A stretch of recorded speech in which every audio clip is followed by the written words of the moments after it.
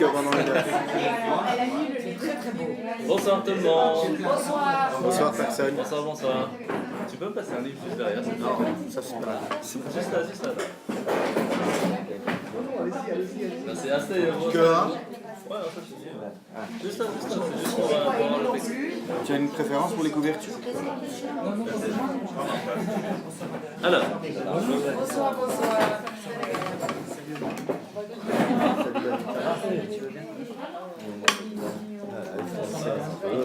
C'est une école française. Il n'y a rien à faire. David aussi. David. Tout le monde est installé? Ouais, Guadeloupe. Et encore? David, t'es de la Guadeloupe, c'est ça, hein? Guadeloupe, toi, hein? Bonsoir tout le monde. Bonsoir. Alors, comme vous le savez, Le cours est en direct? ouais. Ça commence bien. Hein. Je vais vérifier sur la... Donc, comme vous le savez, on est ici ce soir.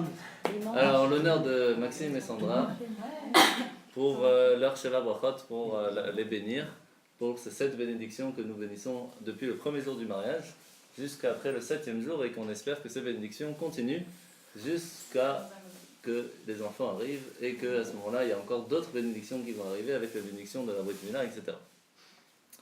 Alors, comment ça fonctionne? La préparation au mariage, le mariage et les Sheva Brachot. C'est un petit peu le but du cours de ce soir. Donc avant de se marier, d'abord les garçons vont faire Pardon. On est en live en plus. Hein. Donc les garçons vont faire des cours pour savoir comment ça se passe après le mariage. Les filles vont faire des cours pour savoir comment ça va se passer après le mariage. Après il y a des cours ensemble pour savoir comment ça se passe en couple. C'est 2 choses tout à fait différentes. Et après il y a le moment où on va vraiment se préparer au mariage en soi. Il faut savoir d'abord qu'à partir du moment où on est, il y a notre âme qui va venir en nous, mais qui se dévoile qu'en toute petite partie. Au moment de la circoncision, l'âme va déjà se dévoiler beaucoup plus grande, et chez les filles, c'est au moment où on donne le prénom en hébreu. À partir du moment où on arrive à la bar mitzvah, au bat mitzvah, cette âme spirituelle se dévoile de façon à ce qu'elle puisse parler, elle puisse dire à la personne, voilà, fais le bien. À partir du moment où on arrive au jour du mariage, l'âme se dévoile complètement. Ça veut dire que l'âme spirituelle de la personne était encore cachée en partie, et c'est seulement au mariage qu'elle devient véritablement dévoilée. Comment c'est possible? Tout simplement parce qu'il y a une partie d'âme qui n'est pas là. Cette partie d'âme, c'est qu'une moitié, et c'est grâce à la moitié de la femme et la moitié de l'homme que les deux ensemble créent une nouvelle âme. C'est pour cela qu'à partir du moment où on se marie, on n'est plus appelé simplement Enoch, un homme, un humain, mais on est appelé Ish, un homme, et une femme, Isha. Donc, qu'est-ce qui se passe? C'est que le jour du mariage, c'est comme le jour de Kippour. Ça, on l'avait déjà expliqué plusieurs fois. Mais qu'est-ce qui se passe le jour de Kippour quand on veut demander pardon? Est-ce que si simplement on jeûne, ça suffit pour que le pardon soit effectif? En partie. Mais si vraiment on veut que Kippour réussisse à effacer tout ce qu'on aurait pu faire, il faut le demander. Il faut dire, voilà, j'ai fait telle bêtise, je voudrais être pardonné. La même chose le jour du mariage. Si on arrive simplement le jour du mariage et on dit, voilà, j'attends que tout se pardonne et on recommence à zéro, ça fonctionne, mais en partie. Si par contre on dit, voilà, j'ai vraiment envie de recommencer à zéro, vraiment envie de commencer une nouvelle vie sur des bonnes bases, là ça fonctionne vraiment. Et là, Dieu nous donne toutes les forces pour réussir. Donc au moment de la choupa, c'est là où on devient un homme et une femme. Mais il faut savoir que la choupa même, c'est découpé en 2 parties. Je ne sais pas si vous avez remarqué, on a fait le kiddush 2 fois pendant le mariage. Une fois on a fait Boré Peri Hagefen, puis on a recommencé encore Boré Peri Hagefen. Pourtant, quand on fait un kiddush, soit vendredi soir, samedi matin, même samedi soir quand on fait l'Havdalah, on fait une fois le kiddush. Pourquoi on fait 2 fois la choupa? Parce qu'en fait, dans les générations précédentes, le fiançailles et le mariage étaient séparés. Le fiançailles, c'est une chose, et le mariage, c'est une autre. Au moment de la choupa, on fait les 2 ensemble. Pourquoi c'est problématique de faire un et après l'autre? Parce que lorsque une demoiselle n'est pas du tout mariée ni fiancée, elle est permise à personne, mais elle peut se marier avec tout le monde. Lorsqu'elle est mariée, elle n'est permise que à son mari. Mais lorsqu'elle est fiancée, elle n'est ni permise à son mari parce que c'est pas encore son mari, ni permise encore à personne. Et elle ne pourra jamais être avec autre personne parce qu'elle est déjà promise à son mari. Donc elle est coincée. Donc avant, il y avait plus d'1 an de préparation entre le fiançailles et le mariage. Malheureusement, s'il y a un changement entre les deux, c'est très très grave.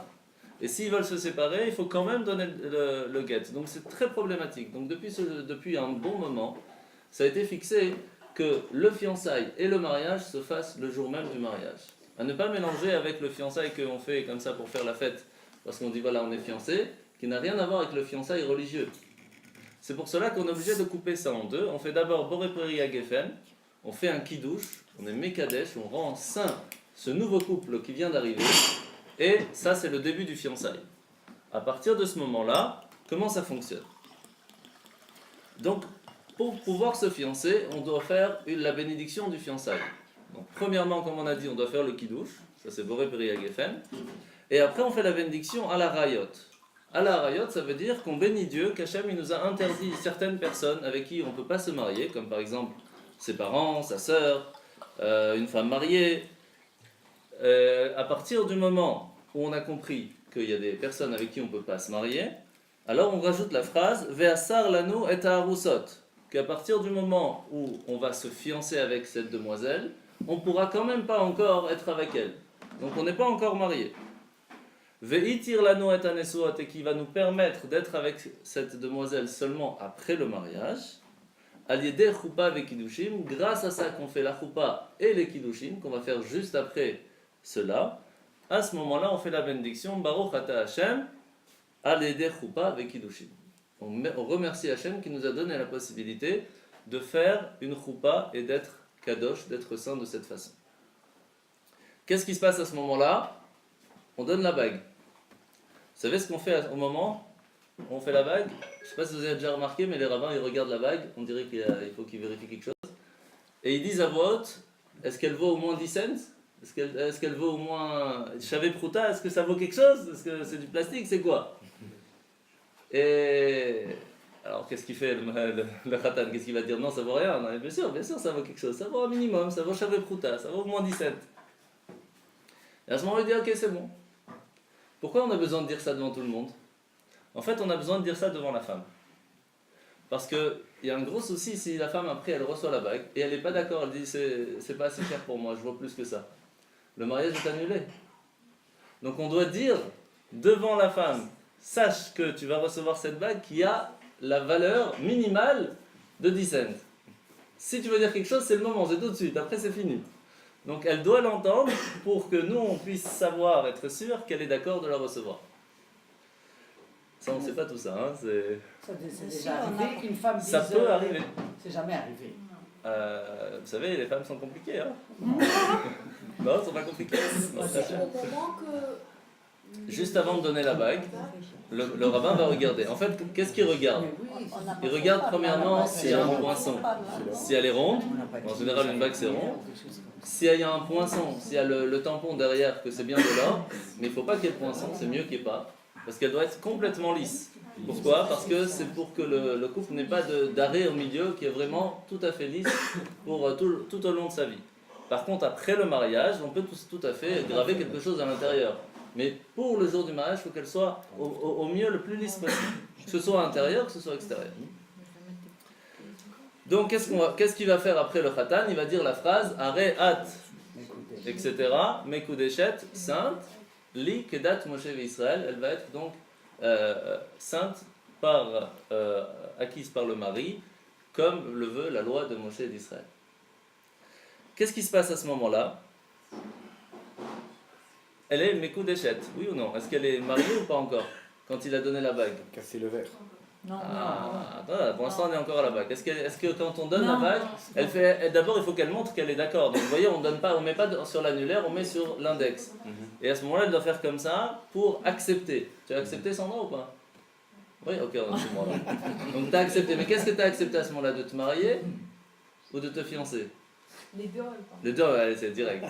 Il faut savoir qu'à ce moment-là, on accepte de se fiancer.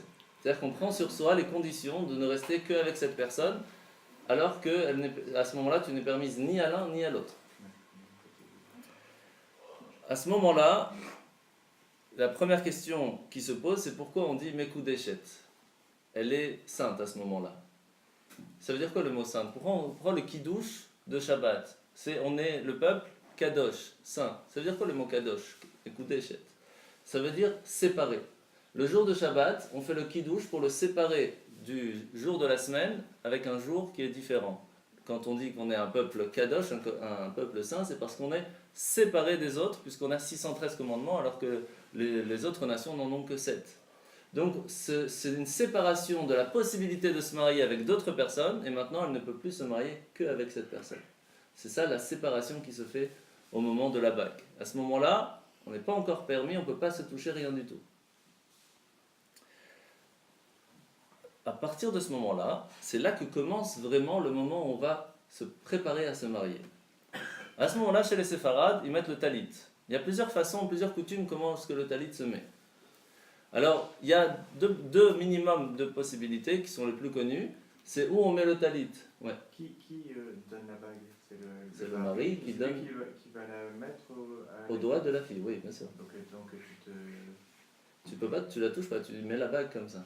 Tu peux pas lui prendre la main et lui mettre. Officiellement en tout cas. Que j'ai oublié. Ouais, L'émotion. c'est l'émotion, t'inquiète, tout va bien. On verra dans la vidéo.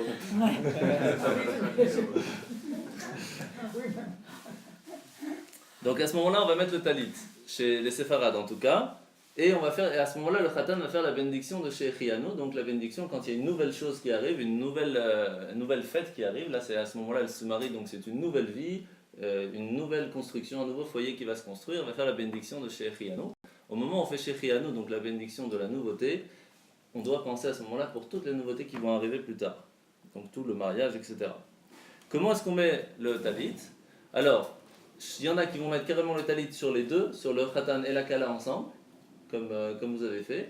Il y en a qui vont à ce moment-là préparer la choupa. C'est-à-dire qu'en fait la choupa n'est pas encore là, et à ce moment-là il y a 4 personnes qui vont mettre le talit au-dessus de la personne, et ce sont les bases, ce sont des personnes, et le talit ça devient la choupa.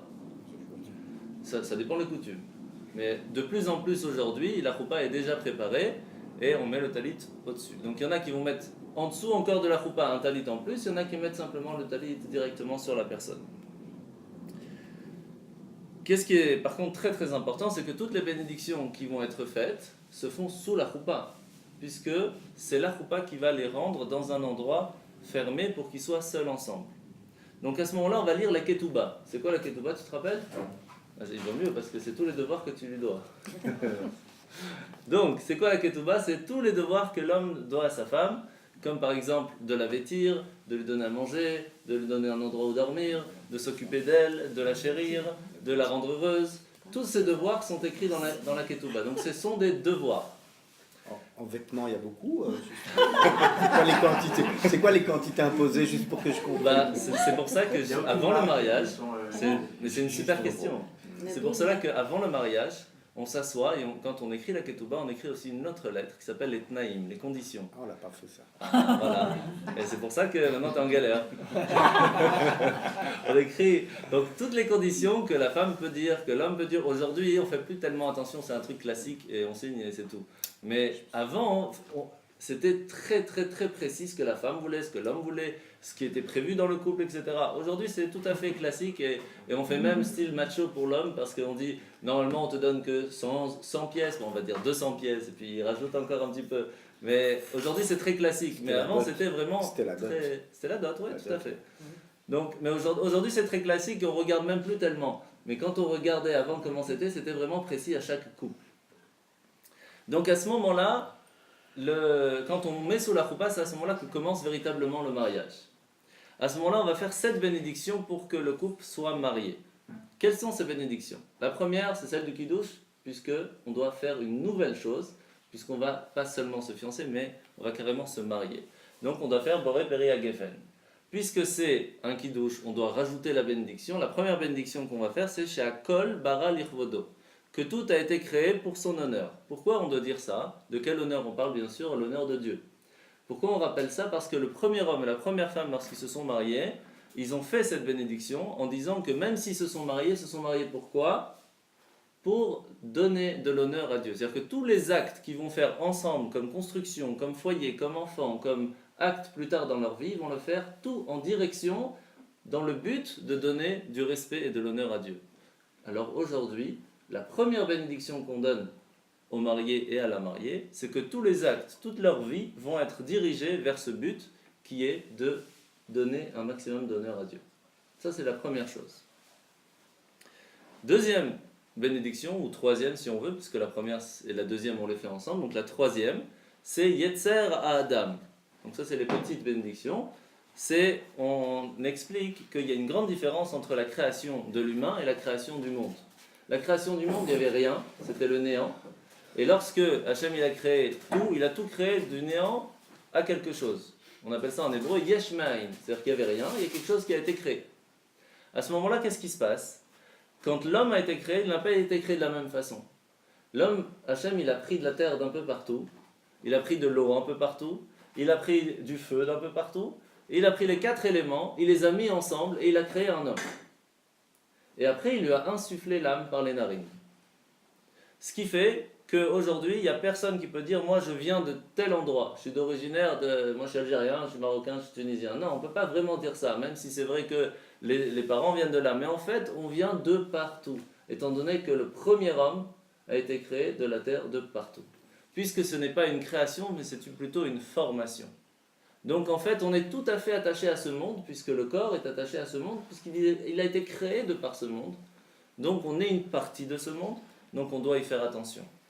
Bon, donc c'est la troisième bénédiction qu'on fait, c'est qu'on rappelle au Khatan et à la Kala que tout le but qu'ils vont avoir dans ce monde, c'est qu'ils doivent faire aussi attention à comment ils vont s'occuper de ce monde. Simplement dire je vais en profiter et je vais rien donner à ce monde, c'est pas pour ça qu'on s'est marié. On s'est marié pour pouvoir créer un nouveau foyer, pour aider le monde à être meilleur. Et si tout le but pourquoi on s'est marié, c'est pour profiter de ce monde sans donner en retour, alors ça ne va pas avec la création et la formation du monde. Ça, c'est la troisième bénédiction. La quatrième chose, c'est qu'on rappelle Betsalmo. C'est-à-dire qu'on dit qu'Hachem, il a créé Adam et Ève, que Betsalmo, ça veut dire ressemblant à Hachem. Mais Dieu n'a pas de visage, c'est un être divin. Donc, comment on peut dire qu'on ressemble, nous, aujourd'hui, à Hachem? En fait, ça ressemble un petit peu comme, on va dire, par exemple, voilà, Olivier et moi, on se ressemble beaucoup. Peut-être pas en visage, mais on se ressemble beaucoup parce qu'on a un bon cœur. Quand il y a quelqu'un qui a besoin d'aide, alors on aide tout le temps. Donc, en fait, quand on dit que l'humain ressemble à Hachem, c'est pas spécialement dans le visage, pas spécialement dans le physique. On parle dans la façon de se comporter. C'est pour cela qu'Hachem il nous dit toujours dans la Torah, soyez saints, soyez différents, soyez meilleurs, parce que moi je suis saint, parce que moi j'essaye toujours d'être au milieu.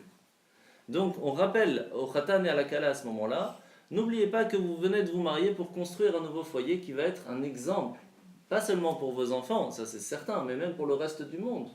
Puisque chaque fois que vous allez sortir, que les gens vont parler, que vous allez dire quelque chose, les gens ils vont dire, ça c'est un beau couple, ou ça ne l'est pas. Alors comment vous pourrez le faire? En montrant que vous avez toujours essayé de ressembler à qui Hachem vous a créé.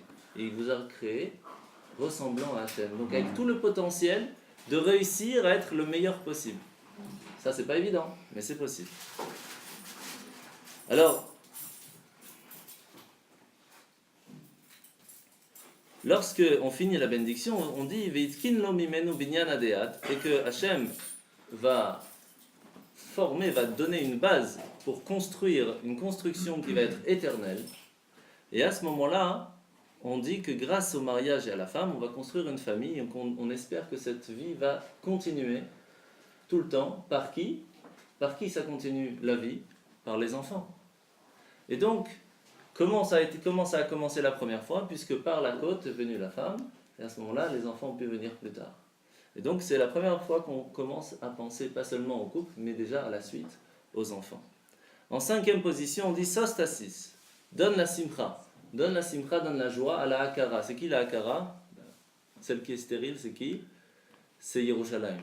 On ne parle pas de la femme à ce moment-là, on parle de la ville de Jérusalem.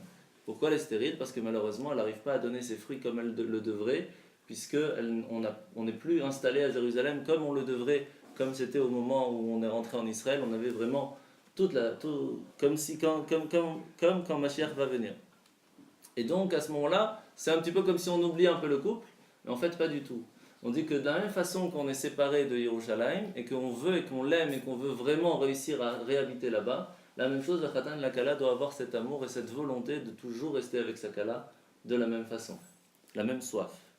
En sixième position, c'est le couple. Vraiment, la sixième et la septième bénédiction, c'est vraiment sur le couple. Pourquoi? Parce qu'on dit sa mère, t'es sa mère. Qu'il y ait la joie à ta création, la même joie que quand tu as créé Adam et Ève, c'était magnifique, ils étaient éternels, ils n'avaient jamais fauté, c'était extraordinaire. Eh bien, cette même joie, on espère que tu vas la donner à ce couple. Pourquoi? Parce que quand ils venaient vraiment au Gan Eden, à ce moment-là, c'était avant la faute. Donc, ils n'avaient pas de stress de quoi? Pas de stress de santé, puisqu'ils étaient éternels. Pas de stress de Parnassa, puisqu'ils n'avaient pas encore la malédiction de devoir travailler. Pas le stress de devoir accoucher avec des problèmes, puisqu'ils n'avaient pas encore la malédiction de la femme. Donc ils étaient tranquilles, ils n'avaient aucun stress. Alors on donne cette bénédiction au couple, d'être sans aucun stress pendant tout au long de leur vie, au moment de leur mariage, comme c'était Adam et Ève au moment du Gan Eden. Et la dernière bénédiction, c'est la grande bénédiction là où on chante, c'est toutes les sortes de joies possibles qu'on souhaite au Khatan et à la Kala. Vous savez que dans la joie, il y a plusieurs différences. Il faut savoir déjà que dans la joie, il y a une joie extérieure et une joie intérieure. On dit que l'argent ne fait pas le bonheur, mais ça aide beaucoup. Parce que extérieurement, ça aide. Mais intérieurement, ce n'est pas ça le plus important. Donc la première chose qu'on dit, c'est qu'il y a les joies extérieures. Mais dans la joie intérieure, il y a plusieurs différences. Comment est-ce qu'on peut voir que la personne elle est joyeuse, elle vit bien, elle est contente? C'est la première, c'est Gila. Gila, c'est la joie intérieure de vivre. On voit le sourire. Quand on voit quelqu'un, il a son visage souriant. Déjà, on sait qu'il est bien dans sa peau. C'est déjà un bon début. La deuxième bénédiction qu'on lui donne, c'est Rina. C'est quand ça sort. C'est la personne, elle chante, elle est toujours en train de chanter, elle est toujours bien, elle parle, elle est pas renfermée en elle-même. C'est la deuxième bénédiction qu'on dit. Après, on dit Ditsa. Ditsa, ça vient de Datz. Datz Banama, enfoncé dans la terre. La joie, elle doit être fixée. C'est pas quelque chose qu'on peut, avec un petit vent, qu'elle peut partir. Vous savez, malheureusement, des fois, on est content, on a reçu un bon petit truc sympathique. Puis après, il y a une galère qui arrive, et puis on n'arrive plus à avoir cette joie. On n'a plus cette foi de la joie qu'on a ensemble. Eh bien, là, on espère que cette joie qui est dans le couple, elle soit forte, fixe, et qu'elle reste tout le temps. Et malheureusement, ce qui se passe, c'est que avant le mariage, on voit plus les qualités de l'autre que les défauts. Et même s'il y a, parce qu'il y a toujours des défauts, que ce soit d'un côté ou que ce soit de l'autre. Donc, même s'il y a, on va dire, 20% de défauts, on ne les voit pas parce qu'on voit les 80% de bien. Malheureusement, ça peut arriver avec le temps, qu'on n'arrive même plus à se rendre compte qu'il y a des qualités. On ne voit que les défauts. Ah, ça a brûlé, c'est pas bien, ça c'est mal fait, ça c'est pas rangé, les cheveux sont par terre, etc. C'est sûr qu'il y a des problèmes, mais à partir du moment où on voit que les soucis, on n'arrive plus à voir le bien, on a tout perdu et cette joie part. Donc on espère que le couple va réussir à garder cette vue comme c'était avant le mariage, pendant tout au long de leur vie, de voir toujours le bien. Et si malheureusement ça arrive à un moment où il y a un souci et qu'on en parle et que ça n'arrive pas à s'arranger, parce qu'il va en avoir, ne vous inquiétez pas, à ce moment-là, il y a deux possibilités. Ou on galère et on souffre toute sa vie, ou on descend ses attentes. Qu'est-ce qui est mieux? Malheureusement, ou heureusement, je ne sais pas, on a la possibilité de descendre ses attentes. Et quand on descend ses attentes, on peut vivre et pas survivre. Qu'est-ce qui vaut mieux? Survivre et galérer et attendre que peut-être un jour il va se réveiller, il va changer, ou vivre vraiment et peut-être un jour il va faire un effort parce que vous l'avez laissé un petit peu tranquille. Je parle plus aux femmes que les hommes. Mais... Il vaut mieux de temps en temps descendre ses attentes parce que au moins vous pourrez vivre. Et ce temps-là de vie que vous allez galérer parce qu'il y a une chaussette par terre, eh ben c'est pas grave. Ou parce que le repas n'a pas été fait, c'est pas grave. Ou parce qu'elle est toujours en retard, c'est pas grave. Ça viendra. Peut-être, jamais, mais ça viendra. Donc tant qu'on se bat toujours pour faire au mieux, chacun de son côté, tout va bien. On va bientôt finir avec la prochaine Chedva. Chedva, c'est le sourire vraiment extérieur tout le temps. Ahava, l'amour. C'est quoi l'amour? C'est le ressentir le manque. Par exemple, qu'est-ce qu'il a le corps? Quand il a faim, il vous le fait sentir. Et donc vous sentez que vous avez faim, vous mangez. Lorsque vous allez ressentir que votre conjoint a faim, et donc vous allez faire à manger pour lui, c'est que vous avez de l'amour pour l'autre. Lorsque vous allez ressentir le manque chez l'autre, avant qu'il vous le demande, c'est là que c'est le vrai amour. Et c'est cet amour qu'on bénit le couple. C'est pas du tout évident, et sachez que ça arrive plus facilement avant le mariage, mais c'est simplement une démo, pour vous montrer que vous pouvez arriver à ça après des années et des années de recherche de compréhension de l'autre pour pouvoir vraiment l'aimer. Et ça, c'est pas du tout évident. Après, il y a Arva. L'Arva, c'est l'amour naturel, comme entre frères et sœurs, comme entre père et mère, etc. Cet amour naturel qu'on espère que le couple a avant le mariage et qui restera aussi tout le temps parce qu'on a besoin de cet amour, parce qu'avec les difficultés de la vie, cet amour réussit à tenir le couple quand même. Mais on ne peut pas se tenir que à ça. Il faut avoir une construction derrière. Et on finit avec le shalom, la paix qui est la base de tout le couple. Et on va finir parce qu'il commence à faire tard.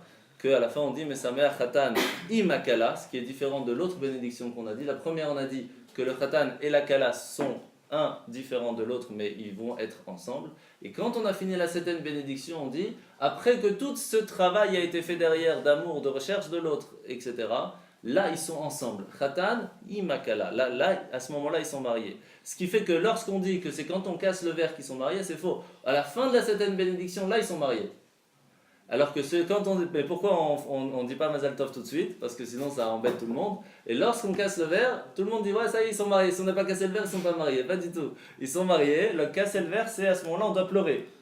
Parce qu'on est content pour le Khatan et la Kala, mais on casse le verre pour se rappeler qu'on ne peut pas avoir une joie à 100% parce que le Beth Amikdash, le temple, n'a pas encore été reconstruit. À ce moment-là seulement, c'est là qu'on dit entre guillemets Mazal Tov, mais normalement ça se dit juste avant. Alors pourquoi 7 jours? Et on finit avec ça. Il y a plusieurs possibilités. Moshe Rabbeinu, il nous a donné plusieurs lois. Il nous a dit que autant que le deuil, c'est 7 jours, le jour du mariage, on doit se réjouir pendant 7 jours. Parce que l'un rattrape l'autre. Une personne part, grâce au mariage, d'autres personnes pourront venir. Mais il y a des coutumes qu'on va faire les Sheva Brachot, les 7 bénédictions, 2 fois par jour. Pourquoi? Parce que si on fait 7 plus 7, ça fait 14, fois 7, ça fait 98. Il faut savoir que dans la Torah, dans la paracha qu'on va lire en plus cette semaine, il y a 98 malédictions qu'une personne peut recevoir. Et lorsqu'on va bénir le couple 98 fois, 98 bénédictions, ça enlève la possibilité qu'ils reçoivent ces malédictions et comme ça ils sont tranquilles. Aujourd'hui, on a la coutume de ne le faire qu'une fois par jour, ce qui fait en fait la moitié de 98. Pourquoi? Parce qu'on espère que la force de tout cela ne réussit pas seulement à enlever les malédictions, mais à transformer la malédiction en bénédiction, ce qui est quelque chose de beaucoup plus difficile, mais qui est possible. C'est pas évident à expliquer. Et on va finir avec la dernière chose, c'est Panim Chadashot.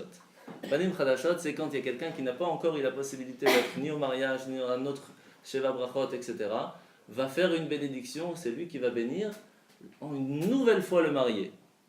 Qui peut être appelé Panim Chadashot? Donc j'ai expliqué, mais il y en a d'autres qui disent qu'il faut qu'il puisse donner un sourire nouveau au marié, pour qu'il ressente qu'à ce moment-là, il vient de se marier et que ça lui donne beaucoup de bénédictions. Et c'est ce qu'on souhaite tous et toutes maintenant à Maxime, à Sandra, à Michael et Rivka.